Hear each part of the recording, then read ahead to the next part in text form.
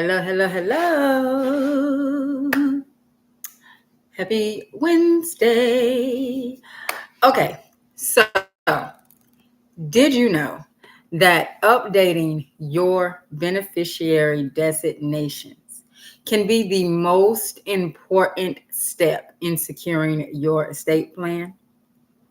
And so, in this live, you're going to learn why this simple action could save you and your loved ones from costly delays, confusion, and legal battles. Okay. And so, stay tuned. But real quick, before I get into it, real quick, if you are new to me or to the channel, my name is Katrice, and I am a licensed health and life insurance broker and paralegal. And I educate women entrepreneurs on how to grow, protect, and secure their finances and build a financial legacy that they can be proud of. Okay. And so if you want more information about what it is that I do or how I can help you, then you can click the link in the description of this video. Okay. All right. And so in today's live, I'm going to dive deep in one of the most important but overlooked elements of your estate planning. And that is the beneficiary designations. Okay. Now, whether you are just getting started with your estate plan or you are looking to fine tune your estate plan, in this live, I'm going to explain why beneficiary designations are absolutely vital. Okay. Vital in ensuring that your assets go to the right people quickly and without unnecessary complications. Okay. All right. So now, when most people think about estate planning, they either don't know what it is or they imagine complicated wills and trusts, or even that they need to go through court, right? Through probate. But in reality, your beneficiary designations may be just as, if not more, powerful than in ensuring that your hard-earned assets are passed on according to your wishes. Okay. And honestly, that is the whole purpose of estate planning. Estate planning is to make sure that your assets, that your money, that your property, that it goes to whom you want it to go to, and not to who the state says or the government says that it needs to go to. Okay. And so and the reason why beneficiary designations are key is because they override anything that is in your will. Okay. So it doesn't matter what you have in your will. If you have a beneficiary designation, that is going to trump whatever you have in your will. Okay. So let's talk about what that really means for you and your loved ones. Okay. Now, before I get into the why, I'm going to quickly cover the basics of what beneficiary designations are. Okay. So a beneficiary designation is a document that tells your financial institution or insurance company who should receive your assets upon your passing. Okay. And it is typically used for things like retirement plans, life insurance policies, and your bank account. Okay. And so when you name someone as a beneficiary, then they then have a legal right to the asset, whether or not you've included them in your will. Okay. So when you take out a life insurance policy and you put your beneficiary, okay, and then you go and you draft up a will, it doesn't matter what you have in your will. Whatever you have, whoever you have listed as your beneficiary is who is going to get the proceeds of your life insurance policy.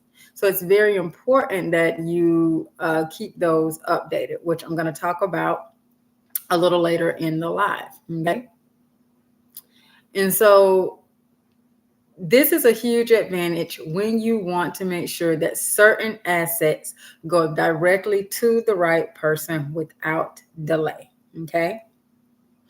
And so now, before I get into the next part of this, I do want to let you know that I am offering a free masterclass on tax-free accounts. Okay. And it is going to be on May 15th at 8 p.m. That is a Thursday evening. And I'm going to be going over how you can use tax-free accounts like IULs to grow your retirement and to pass on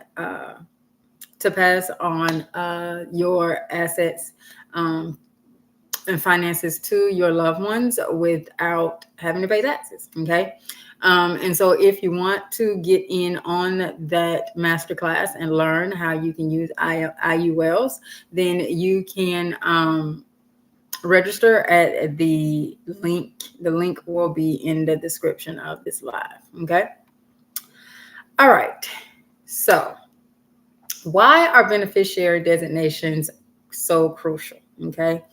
So, you might be thinking, well, if I have a will, then why do I need a beneficiary designation? Okay. Well, here's the thing. Wills only work for assets that are in your name and do not have a named beneficiary. Okay. But if you don't have beneficiary designations in place, your life insurance, your retirement accounts, and other assets could be subject to probate. Okay. But not only that, just having a will doesn't keep you from probate because wills can be contested. And when a will is contested, it has to go through probate. Okay. And I've told this story in other videos, but there was a coworker that I had when I first got into insurance. I used to sell Medicare telesales. And him and his siblings, there were four of them, and they were all going through probate because the father had a will. And the two of the siblings were trying to cut my coworker and another sibling out. And then the other sibling ended up joining with the two. And so it was the three siblings against my coworker, and they were going round and round and round. And probate is expensive. Okay. It is absolutely expensive. And they were just pretty much spending a lot of money to keep the one sibling from accessing the father's what the father left. And so this is why beneficiary designations are very, very key, because they bypass all of that. Because when you put that you want the proceeds of your life insurance policy to go to your daughter, I don't care what your son and your other daughter say. If daughter A is who you said is going to get the proceeds of that life insurance, then that's who's going to get it. Point blank, period. Right? And so I just told you that, but you may have your own horror stories that you have heard of about how probate can drag on for months and even years. Okay. And so if you want to avoid that, then it is crucial to keep your beneficiary designations up to date. Okay. Now, without a beneficiary, your family could face significant delays and potentially lose out on critical funds. And in some cases, family disputes can even arise, which is, what the story that I was just telling you about my coworker, right? And so having a clear and updated beneficiary designation avoids all of that and ensures a smooth transition of your wealth to your heirs. Okay. All right. So now let's talk about some common mistakes, because these are mistakes that I see quite a bit. And while it is key for you to name a beneficiary, if circumstances change, you also need to make sure that they are updated. Okay. A lot of people forget when they have major life events. So things like when they get married or when they get divorced or when they have a child, they forget to update their beneficiary designations. Okay. And this is so crucial because if your beneficiary is outdated or is no longer alive, then the asset could end up in the wrong hands or it could go to your estate. And if it goes to your estate, then that means it has to be probated. Okay. Which is the whole purpose of you naming the beneficiary, because you want to avoid probate. Okay. Now, another mistake that I see is naming minor children as beneficiaries. Um, and if you were to pass away before that child reaches the age of majority, okay, which is 18, if you die before the child reaches 18, then the child is not eligible to actually receive the payout outright. They would have to get a guardian, somebody to, as a guardian over the funds until they get 18. Okay. Which can pose a problem. Okay. Because if the courts have to do it now, if the other parent is still alive, okay, then normally that's who would take on the responsibility of the money. Now, if you and that parent are on good terms, or you feel as if, if you wouldn't want that parent to have access to the money because you don't feel like they would do what would be in the best interest of your child, then that could be a whole nother can of worms that's opened up, and you're no longer here, so there's nothing that you can do about it. Okay. And so you do not want to ever name a child as the beneficiary. Okay. That is just not something that you want to do, because then it it really defeats the purpose of the beneficiary, because the child cannot handle the funds on their own. Okay. Now, another mistake that I also see is not reviewing your designations regularly. Okay. The financial landscape and your own life can change very quickly. And so it is essential to keep track of your designations, ensuring that they reflect your current intentions. Okay. So if you are married and you have your husband listed as the beneficiary, and then you guys get divorced, you are going to want to make sure that that gets changed, because if you get remarried and you now wanted to go to your new spouse and you still have your first spouse on there, uh, the first spouse is going to get it. And it doesn't matter, what is said, what documents are presented. Um, Whoever you have listed is who's going to get it. So you always want to make sure that you keep that stuff updated. Um, all right. All right. So now let's talk about how to ensure that your beneficiary designations align with your estate plan. But now, before I get into that, let me know in the comments if you have life insurance, if you have, if you have like uh, your retirement plans and things like that. Are your beneficiary designations up to date? Let me know in the comments if you have your beneficiary designations up to date. And if you don't, um, this is your reminder to, hey, let me go check my life insurance policy and make sure that whoever I have as the beneficiary, that I still want them to be the beneficiary. Okay. All right, now let's get into how to ensure that your designations align with your estate plan, okay? Because the whole purpose of the beneficiary designations is so that it is, because it is a part of your estate plan, okay? And so, how can you make sure that your beneficiary designations work seamlessly with your overall estate plan, okay? Now, the first step is to keep a written record of all your accounts and the designated beneficiaries. Okay. So if you have, say, 3 or 4 life insurance policies, then you want to make sure you know exactly who the beneficiaries are for each policy. Okay. So there's no confusion. Okay. Now, once that is done, you want to take a look at your estate plan, whether it is a will or a trust, and verify that the beneficiaries listed there match the ones on your financial accounts. Okay.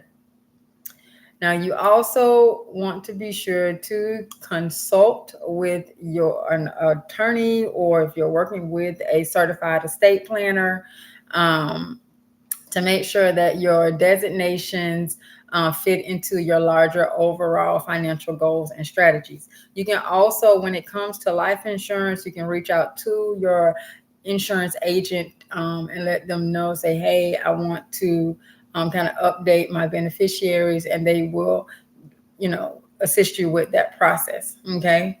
Now, if you have a trust, you might need to consider whether your assets should go to the trust or whether a named beneficiary is more appropriate. Okay. All right. And finally, you also always want to do a regular review of your estate plan. Okay. This is something that you should never overlook. Now, I recommend that you do this every 1 to 2 years, or as often as things change in your life. Life can just change extremely fast. Okay. And so having your beneficiary designations reviewed annually or biannually can make all the difference in how quickly your estate is settled. Okay. It is a simple step that could save your loved ones from unnecessary stress when the time comes. Okay. I could tell you a personal story about that. My parents, when they died, and I've told this story before, but I keep telling it because I want people to realize that how important estate planning is. So when my mom died before my dad, okay, and so when my dad died, he didn't have a will, and he had kind of moved most of the assets out of his name. Like some of his properties he had moved and gave to me, and the properties that he didn't move that were supposed to go to my brother didn't come over so that they can get the process started. So my dad, by the time my dad died, he still had property in his name. Okay, so we had to go to court to probate. Okay, to probate the property. Okay, and it wasn't a lot. It was the home. It was the main home, and a few other assets. But that probate, and it wasn't contested. Like nobody was contesting anything. But we just needed to legally get it out of my dad's name. Okay, and so even though nothing was contested and everybody was on the same page, it still took 6 months for the probate to be over, to be completed. Okay. Now, had things been contested, it would have took even longer. Okay. And so, but not only that, the longer and the more in depth the probate is, the more that you're going to have to pay for the probate. So you got to pay your court filing fees and all of that. Then you have to pay the attorney and the attorney's fees, and not just the attorney fee, because you're going to have to pay the paralegal. They got their fees. Now that's if they're billing by the hour. Now you can also find a probate attorney where they may do it for just a flat fee, depending upon what's in, the complexity of the estate. Okay, how big the estate is, right? But the point that I'm trying to make here is that had my dad had a will, or had my brother come over so that he could get those assets out of his name into my brother's name before he died, then we would have avoided probate. And so it is very, very important. It's very key that, you take care of this stuff, right? You do it before you're gone, or before you get to a place to where you are not coherent or competent enough anymore to be able to take care of this stuff. Okay. Because if you don't have a plan, the government has a plan called probate. And trust me, you do not want to have to go through probate. And our probate that we had to do, it wasn't even like that in depth or that bad, but it was still, I felt like had my dad and my brother had they been on the same page, we wouldn't even had to go through probate. Okay. So it is very, very important that you make sure that your estate plan is not only just completed, but that it is updated regularly to reflect your wishes. Okay. So by now, I hope you can see that beneficiary designations are more than just a small detail. Okay. They are a cornerstone of any solid estate plan. So don't let another day, another year, another minute go by without reviewing and updating them.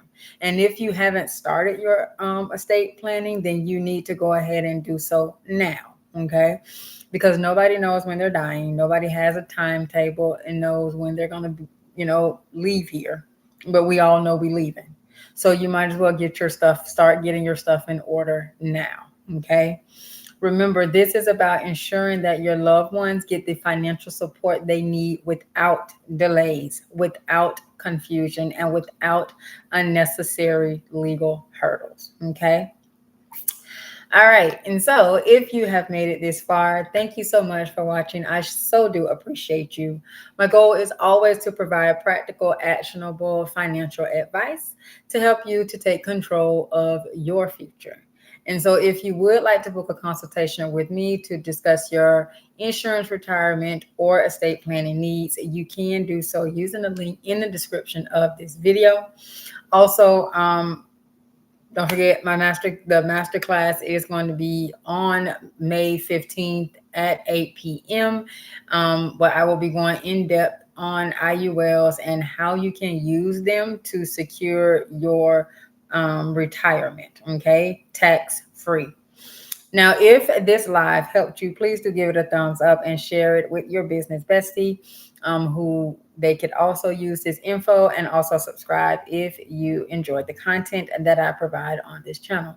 Now, let me know in the comments, have you started your estate planning? Do you have your beneficiary designations? Let me know. And if you have any questions or any comments, also drop them in the comments. Okay.